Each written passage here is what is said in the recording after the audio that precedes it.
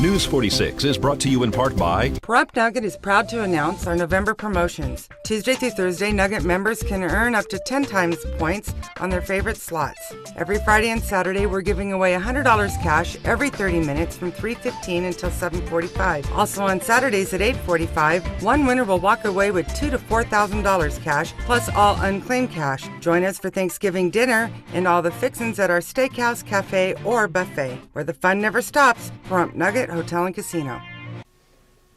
Dr. Smith, is it true that men are having more cosmetic surgery today? Yeah, this is true. There's an increasing trend among men to have cosmetic surgery. Initially, it was a very female-oriented thing.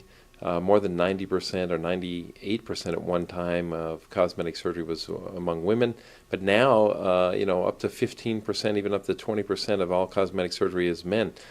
So it is becoming much more accepted among men to have cosmetic surgery these days. There's still a predominance of women, but it has become much more acceptable for men to have cosmetic surgery. What is a common procedure? Well, the most common procedures that men want to have is liposuction. That's the number one, Really? at least in my practice, yeah. Where do they have it? Well, the most common places are under the chin, kind of where I might want to have some right now, and then the abdomen and the sides, the love handles. Right. Those are the most common procedures. Those are the areas that tend to get a little worse as we age, tend to be difficult to get rid of with diet and exercise, and where men tend to place their fat. Men place their fat in different areas than women do.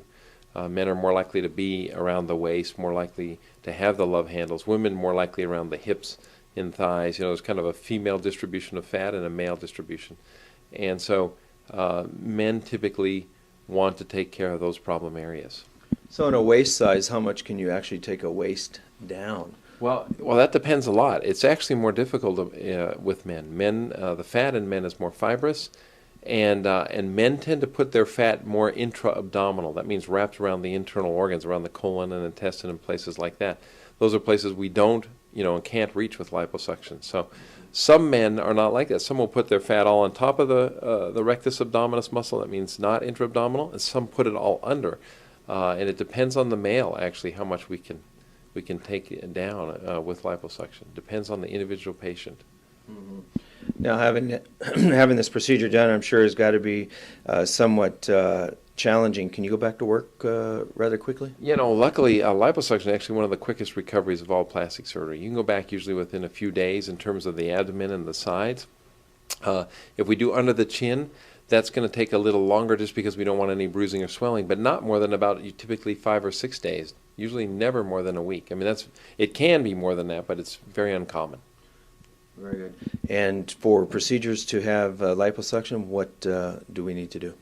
Well, the best thing is, come in and have a consultation. We've talked about this before, but you can reach us online. You can just Google Dr. Lane Smith. I'll pop up, or go to Smith Surgery, smithsurgery.com, and you can get a hold of us that way, or call us. Thank you, Dr. Lane. Thank you. For more information or to schedule a free consultation, call 702-838-2455 or email Dr. Smith at smithsurgery@aol.com.